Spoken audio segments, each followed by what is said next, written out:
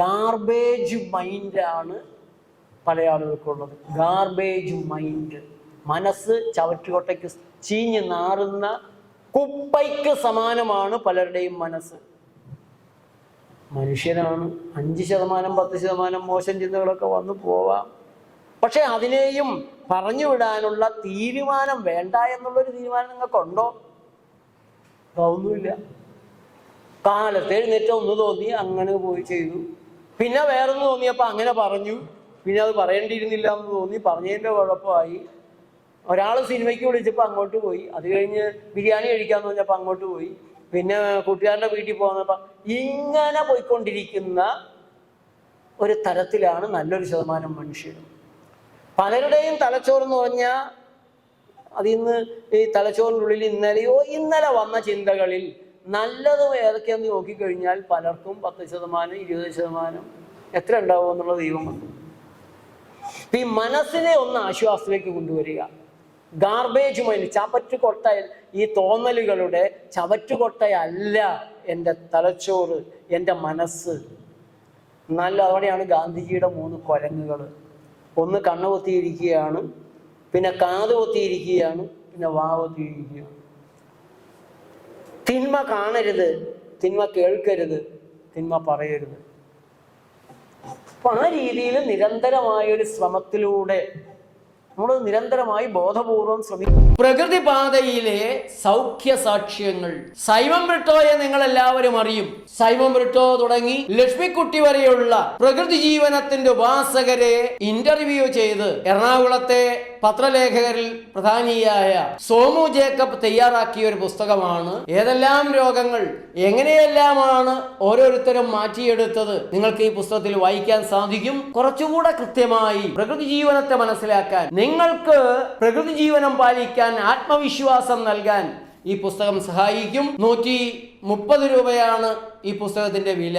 9496044503 ഈ നമ്പറിലേക്ക് നിങ്ങളൊരു വാട്സപ്പ് മെസ്സേജ് നിങ്ങളുടെ അഡ്രസ്സ് സഹിതം അയച്ചാൽ പുസ്തകം ലഭിക്കാനുള്ള നടപടിക്രമങ്ങൾ ആരംഭിക്കാൻ സാധിക്കും. അതേപോലെ തന്നെ നേച്ചർ ലൈഫ് പ്രോഡക്ട്സ് ഓൺലൈൻ സൈറ്റിലൂടെയും നിങ്ങൾക്ക് പുസ്തകത്തിന് ഓർഡർ നൽകാവുന്നതാണ്.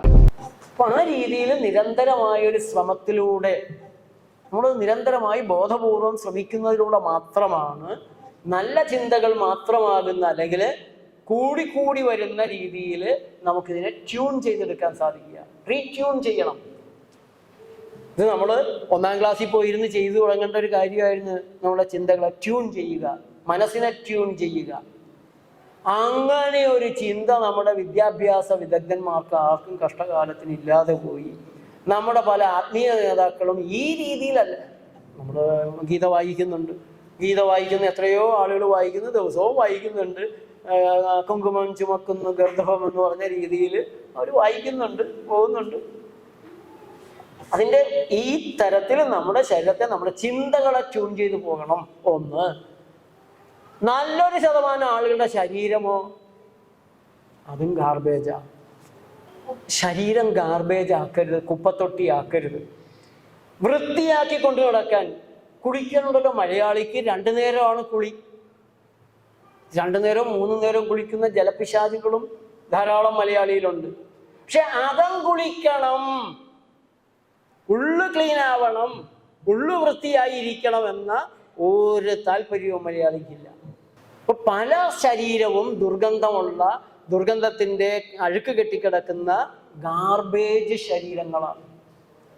ഈ ശരീരവും വെച്ച് നിങ്ങൾ ആ ശരീരത്തിൽ ഉണ്ടാകുന്ന ഈ ചെളി കെട്ടി അഴുക്ക് കെട്ടിയ തോട്ടില് കുമിളകൾ പൊങ്ങും. ആ കുമിളകൾക്കാണ് ചികിത്സ. ഡോക്ടറെ, സോറിയാസിസ് ചികിത്സിച്ച് മാറ്റാൻ പറ്റുമോ ഡോക്ടറെ? സോറിയാസിസ് എങ്ങനെ മാറ്റാൻ പറ്റും? ഗാർബേജ് ശരീരം കാരണം വരണതല്ലേ. ശരീരം നേരെ ആയാലല്ലേ പറ്റുള്ളൂ. ഉള്ളു ക്ലീൻ ആയാൽ സോറിയാസിസ് മാറും. നമുക്ക് 30 ദിവസം കൊണ്ട് നല്ലൊരു ശതമാനം നമ്മുടെ സോറിയാസിസ് പേഷ്യൻസും രോഗം മാറി തന്നെയാണ് പോകുന്നത്. സോറിയാസിസ് ഒരിടത്തും മാറാത്തതും മാറി തന്നെയാണ് പോകുന്നത്. കാരണം നമ്മൾ ഉള്ളിൽ നിന്ന് ഗാർബേജ്, അഴുക്കിനെ നീക്കം ചെയ്യുന്നു. അപ്പോൾ ഗാർബേജ് ഉണ്ടാക്കുന്ന സാധനങ്ങൾ കളയാൻ ശരീരത്തിന് വഴികളുണ്ട്. മലമായിട്ട് കളയാം, മൂത്രമായിട്ട് കളയും, വിയർപ്പായിട്ട് കളയും, ഉച്ഛ്വാസവായുവിലൂടെ കളയും, സ്ത്രീകൾക്ക് ആർത്തവത്തിലൂടെയും കളയും. ഈ 5 വഴികളാണ് ശരീരം ട്യൂണായിട്ടിരിക്കാൻ, ഗാർബേജ് ഇല്ലാതെയാക്കാൻ ശരീരത്തിനുള്ളത്. 5 വഴികളാണ്.